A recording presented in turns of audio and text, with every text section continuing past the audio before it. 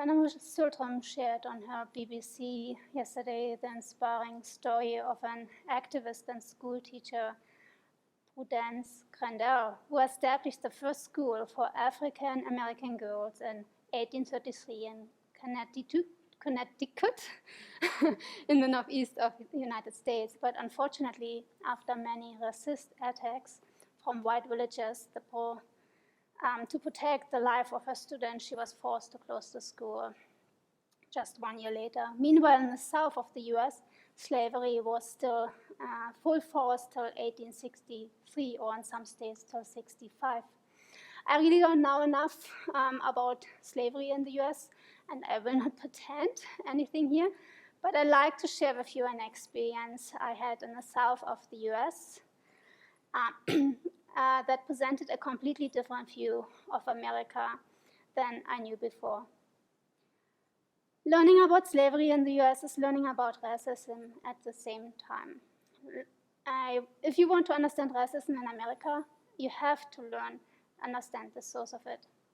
And if you want to transform hatred, justice into acceptance, love, justice, you have to first learn how it has manifested in history.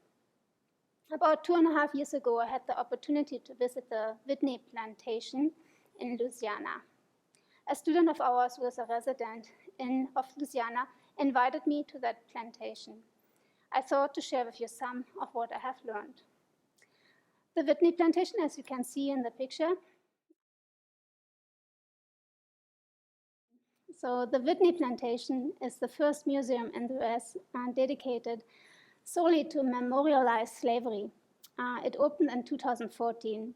It was till 1863 a place where slaves from Africa were forced to work on indigo fields and later on sugarcane fields and its production. Originally, the plantation was established in 1751 by a German immigrant named Ambroise Heidel. In the beginning years, he owned about 20 slaves. His next generation bought new land, and by the end of 1860, he had about 100 slaves that produced huge amounts of sugar. In the 1990s, John Cumming, a white Southerner and successful trial attorney, bought this property by then an industrial farmland and spent more than 16 years and over $8 million of his own fortune to develop this museum with the help of his full-time director of research, Ibrahim Sek. When he bought this property, he did not know about slavery. He had no idea that Africans were treated as commodity. He had no idea how deprived they were. Not, as he said, by force of circumstance, but by deliberate planning.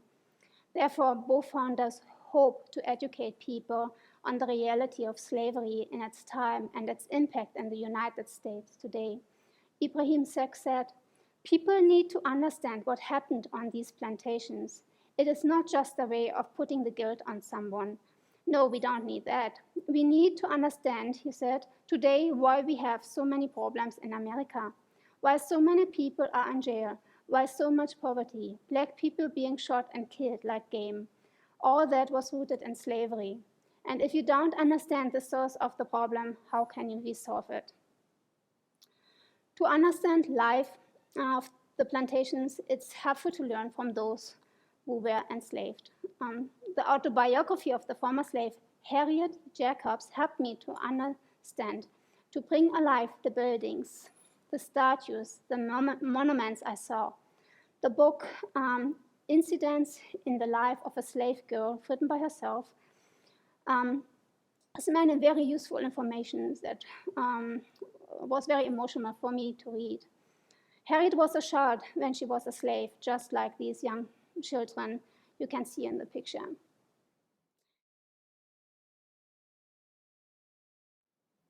It's presenting a series of sculptures of former slave children. Every child born from a slave was automatically made to a slave. Harriet's slave work started when she was 6 years old. She remembers. Dr. Flint owned a fine residence in town, several farms, and about 50 slaves. Besides hiring a number by the year, hiring day at the South takes place on the 1st of January. On the 2nd, the slaves are expected to go to their new masters. On a farm, they work until the corn and cotton are laid. They then have 2 holidays. Some masters give them a good dinner under the trees. This over, they work until Christmas Eve. If no heavy charges are meantime brought against them, they are given 4 or 5 holidays, whichever the master or overseers may think proper. Then comes New Year's Eve, and they gather together their little alls, and more properly speaking, their little nothings, and wait anxiously for the dawning of the day. At the appointed hour, the grounds are thronged or filled with men, women, and children, waiting like criminals to hear their doom pronounced. The slave is sure to know who is the most human or cruel master within 40 miles of him. It is easy to find out on that day who clothes, feeds his slaves well, for he is surrounded by a crowd begging, "Please, master, hire me this year. I will work very hard, master." If a slave is unwilling to go with his new master, he is whipped or locked up in jail until he consents to go and promises to run away during the year. Should he chance to change his mind, thinking it's unjustifiable to violate an extorted promise, woe unto him, he is caught. The whip is used till the blood flows at his feet, and his stiffened limbs are put in chains to be dragged in the field for days and days.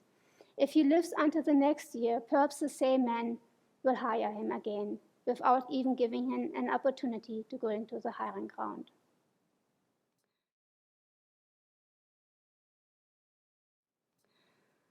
The Field of Angels is called Going Home. It features an enormous angel who carries enslaved children that passed away. The life of a slave mother was very harsh. She had to carry on her daily work till near childbirth and continued right after with barely having time to breastfeed her child. If the child survived, some years later, after many of them have been taken away from her for slavery, Harriet remembered. The slave mother, New Year's Day, comes laden with peculiar sorrows. She sits on her cold cabin floor, watching the children who may all be torn from her the next morning, and often does she wish that she and they might die before the day dawns. She may be an ignorant creature, degraded by the system that has brutalized her from childhood, but she has a mother's instinct and is capable of feeling a mother's agonies. On one of these sales days, I saw a mother lead 7 children to the auction block. She knew that some of them would be taken from her, but they took them all. The children were sold to a slave trader, and their mother was bought by a man in her town. Before night, her children were all far away. She begged the trader to tell her where he had intended to take them. This he refused to do. How could he when he knew he would sell them one by one wherever he could command the highest price? I met that mother in the street, and her wild face lives today in my mind. She wrung her hands in anguish and exclaimed, "Gone, all gone. Why don't God kill me?" I had no words wherewith to comfort her. Instances of this kind are of daily, yea, of hourly occurrence. Picture 4. The plantation was surrounded by swamps that have alligators. If a slave wanted to flee, they had to face this danger, so it was nearly impossible to set yourself free.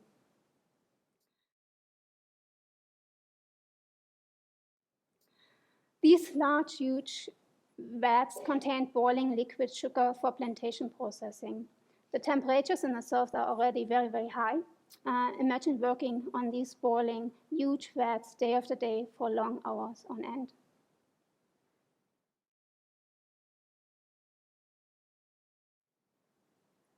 Before the Civil War, the Whitney plantation counted about 22 slave cabins on its site.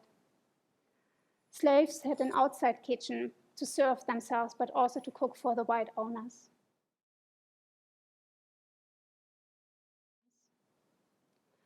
The meals for the slaves have been simple as depicted here.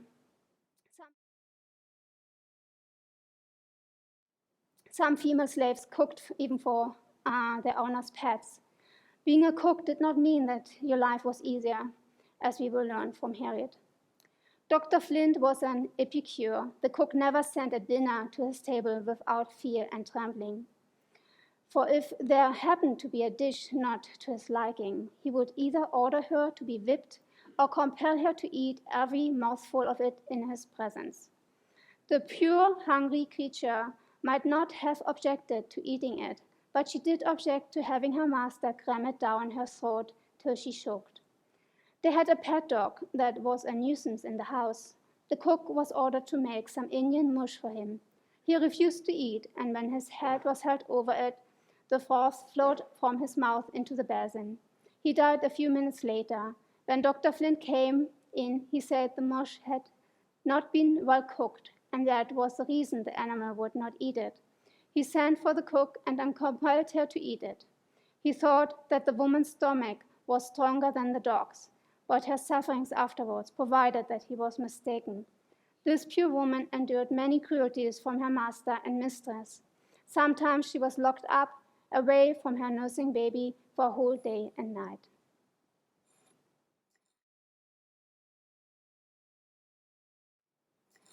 The House of the White Owners, the Heidel family.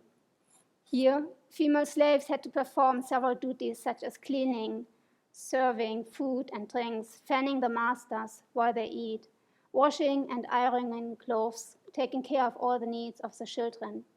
The male slaves also performed several duties, such as gardening, raising poultry, and driving the family around on carriages. Young female slaves have been used for the mayor's family personal needs. Each of the sons had one female slave for their own personal use. Without any question, the history of African Americans has been brutal, and it is still so the case. Every American and every European has to learn about this part of history, to understand the development of capitalism in America, to learn about the source of racism in Europe and America, and to learn about themselves. According to the friend who invited me to this plantation a couple of years ago, some of the white people in the South are saying, can't we just move on? Do we have to continue to talk about slavery and what happened with the black people then? I say yes. Yes, we have to continue talking about that.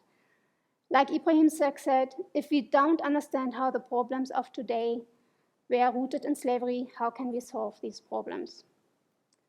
It's like knapweed. It has deep roots. And if we don't work on the roots, if we don't get the roots out, it will grow and spread wherever there is land. We have to understand that we need to understand the root of the problem and address it with compassion, with clarity, and wisdom. The Whitney Plantation helps in that regard.